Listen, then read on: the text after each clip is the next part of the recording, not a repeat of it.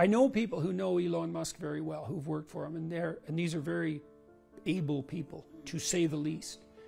And they really admire him. He has the ability to do exactly what he did. He went into Twitter and he said, he's a good observer of the Pareto principle. A small minority of people do all the productive work. It's like, all you people, you're gone. And he just does it. It's like, and everybody who's whiny and complaining whines and complains about that, and no doubt some people who were doing a credible job were also let go, because it's a pretty broad swath, let's say. But he's got rid of 75% of the people, and Twitter is still working.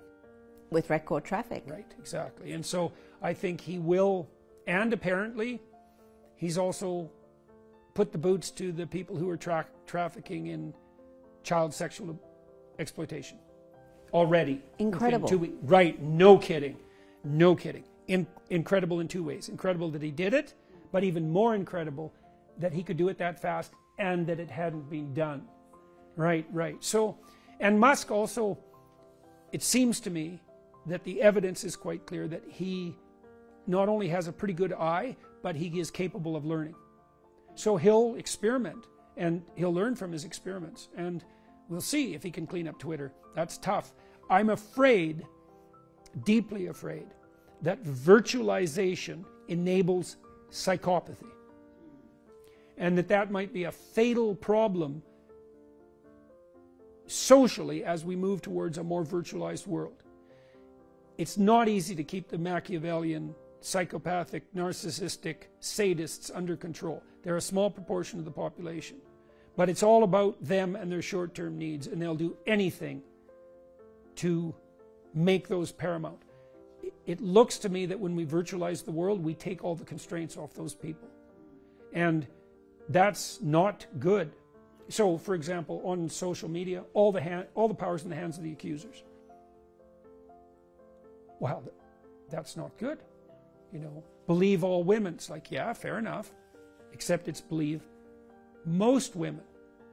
As soon as it's all, it's like, yeah, well, what about the psychopaths? Well, they don't exist. It's like, oh, you wouldn't say that if you ever met one. So if you think that all people who are malevolent are only victims, you're naive and fortunate, and you better wake up, because one of these days someone like that's going to come and knock on your door, and you are going to be one sorry person. So, and it's very difficult to keep that 5% of the population regulated. All their regulation is external, because they have no internal regulation.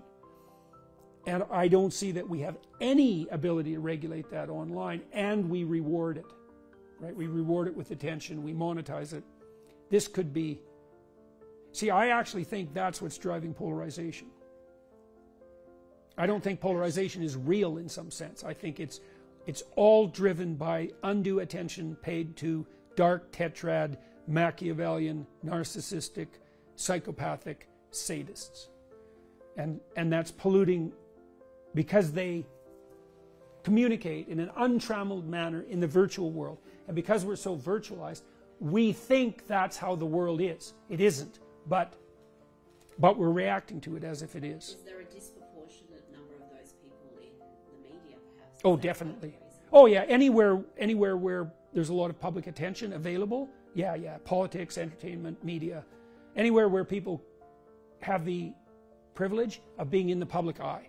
Yeah, that's exactly, the psychopaths will invade that for sure. Now, that doesn't mean that all the people in those industries have that characteristic. I would say that's a lurking temptation for people who have a talent in that direction, right? Because every temperament is going to come with its own temptations. And to be a person like you, say, although I'm not saying this about you necessarily, although it's probably true about you too, is that you're very likely to be extroverted and disagreeable. If you weren't extroverted, you wouldn't have that verbal fluency, and you wouldn't be comfortable in the public eye. And if you weren't disagreeable, you wouldn't challenge people. Okay, so what's the problem with being extroverted and disagreeable? Well, it tilts you towards narcissism. Now, there are ways that can be regulated. Maybe you're enmeshed in good social arrangements, right? So you have a husband, say, who helps keep you sane, and children and friends, and they help box you in, and maybe you're conscientious, and so there are, and like I said, every temperamental variant has its attendant temptations, but it's definitely the case that social media rewards disagreeable extroverted people, and it also disinhibits all the temptations that are associated with that. It's not good. And the research on this is becoming quite clear, by the way.